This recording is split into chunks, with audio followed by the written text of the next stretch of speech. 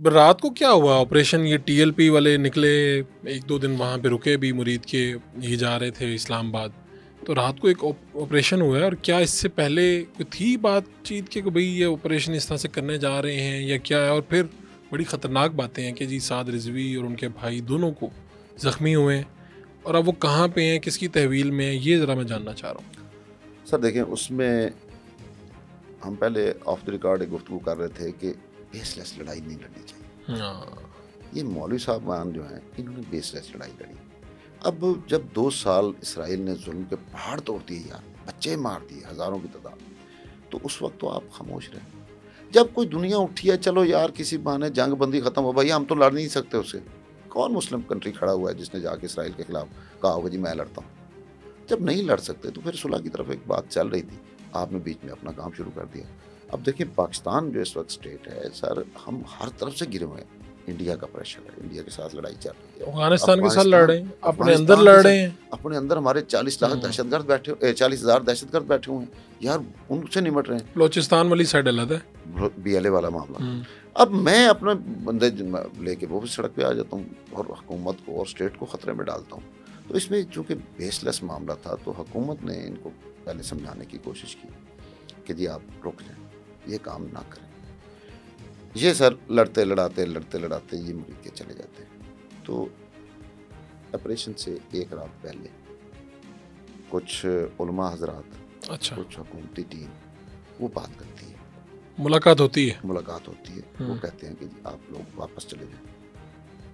ये इस तरह के मुतालबात सामने रखते हैं कि जो हुकूमत के लिए मानना मुश्किल हो जाता है। ये निकले थे अक्सा मिलियन मार्च के नाम पे जी, गजा के लिए। हाँ जी, यकदम उसको चेंज कर देते हैं कि अब जनाब ये जो है ये है नफाज निज़ाम मुस्तफ़ा, तहरीक निज़ाम नफाज निज़ाम मुस्तफ़ा कि हज़रत मोहम्मद सल्लल्लाहु अलैहि वसल्लम का जो निज़ाम है वो नाफिज किया जाए। नहीं ये कोई तहरीरी मुतालबा किया उन्होंने? जी तहरीरी मुतालबा।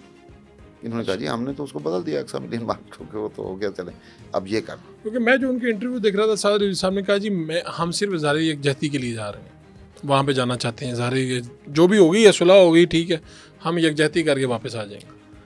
बड़ा ऐसा बात यह है कि मैं अगर इज़हार यकजहती करने के लिए आपके पास आ रहा हूँ तो इस भाई के पास क्यों जा रहा हूँ भाई? यार अमेरिकन के कौंसलेट के बाहर या दूसरे किसी सफारत खाने के बाहर प्रोटेस्ट का तुक नहीं बनता ना। अब यहाँ पे निकालें, देखें जमात इस्लामी भी तो कर रही है यार, उसको तो कोई गोलियां नहीं मारा, बाकी लोग भी कर रहे हैं। तो इनके फिर उलमा कराम और ये मिलती हैं इंतजामिया, तो उसमें से कुछ नहीं बरामद होता? फिर उसमें कुछ नहीं बरामद होता, ठीक है। वो फिर कहते हैं कि जी बस ऊपर से फिर फैसला हो जाता है कि इनके खिलाफ ऑपरेशन किया जाए। तो बल्कि कल पंजाब भर से जो नफरी थी उनको भी कहा गया कि जी आप पहुँचें, इवन ट्रेनिंग कॉलेजेस से पुलिस के लोग थे उनको भी बुलाया गया। तो यही था कि अब इनको ख़त्म किया जाए। तो उसके लिए ये फिर कल शाम से ये रिक्वेस्ट करते रहे कि जी हमें जो है हमारे साथ मुज़ाकरात कीजिए, हमारे साथ मुज़ाकरात। रात गए भी बयानात यही थे उनके। हाँ जी, लेकिन हुकूमत फिर इस चीज़ पे नहीं मानी। हुकूमत चाहती नहीं थी उसका तमाशा जो है ना ये ख़त्म होना चाहिए। अब जो लोग उसकी हिमायत कर रहे हैं, जो ग्रुप या धड़े, वो वही हैं जो अक्सर सड़कों पर आ जाते हैं। तो हुकूमत ने कहा कि एक दफ़ा इसको फिर निशान बनाना है। तो सुबह सर अपना कोई 3:30 बजे के बाद ऑपरेशन जो है वो स्टार्ट हुआ। ठीक है। उसमें जो हमारी इतलात हैं कि 3 लोग इनकी शहादत हुई है, जो ये शहादत कहते हैं, और एक पुलिस का SHO जो है वो फैक्ट्रिया शेखपुरा का वो शहीद हुआ है। और पुलिस क्लेम कर रही है कि 48 लोग उनके हैं, ये सैकड़ों की तादाद से ज़ख्मी कह रहे हैं। फायरिंग का ऑर्डर जो है ना सर, वो मैं नहीं समझता कि किसी ने दिया होगा। अच्छा, अभी तक हमने, क्योंकि वो जो उनके कारकुनान की वीडियोस आ रही हैं क्या जी, सीधी फायरिंग हमारे पे शुरू कर दी है वो जी। वो अब आप चूँकि बीट करते हैं और कितने ही सालों से कर रहे हैं, तो हालात जैसे भी हों, डिक्टेटर भी आते हैं, सिविल गवर्नमेंट भी आती हैं, तो आप कह रहे हैं कि ये फायरिंग का ऑर्डर इस तरह से नहीं जारी किया जा सकता? नहीं, मुमकिन नहीं है सर कि आपकी पब्लिक है, मतलब सैकड़ों लोग आगे बैठे हैं और आप फायरिंग के ऑर्डर कर दें, इस तरह मुमकिन नहीं होता। दूसरा ये जो एक शेल दिखा रहे थे, वो जो उसके खौल होते हैं 12 बोर के, वो अगर आपने नोट किया ना वो साइज में बड़ा था। हाँ जी। वो आम 12 बोर का खौल नहीं था, उसमें वो रबड़ की गोलियां थी। अच्छा। वो उन्होंने चलाई हैं और आंसू गैस के शेल मारे हैं। इसके साथ जो पानी से इनको भगाने की कोशिश की जा रही थी उसमें केमिकल का इस्तेमाल किया गया। तो इस तरह सर करके तो फिर ये एक ऑपरेशन हुआ है जिसमें जो हमारी इतलात हैं जिनको हमने मुख्तलिफ सोर्सेज से कंफर्म किया है, उसमें 7 रिजवी जो हैं वो ज़ख्मी हैं। ठीक है।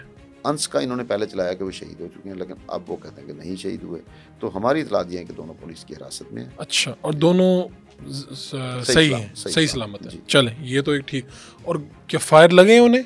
ये भी तस्दीक नहीं हो सकी। ये भी तस्दीक नहीं हो सकी। लेकिन वो जख्मी तो डेफिनेटली जब कुछ हंगामा हुआ होगा तो जख्मी हुआ। शेल के भी जख्मी हो जाते हैं ना, बहुत ज़्यादा जख्मी हो जाता है। शेल बड़ी मतलब ताकत के साथ आके लगता है। तो अब ये फैसला हो चुका है कि किसी को सड़क पे नहीं बैठने देना इस तरह, या मुतशद्दिद कोई चीज़ नहीं होने देनी, ये फैसला हो चुका है?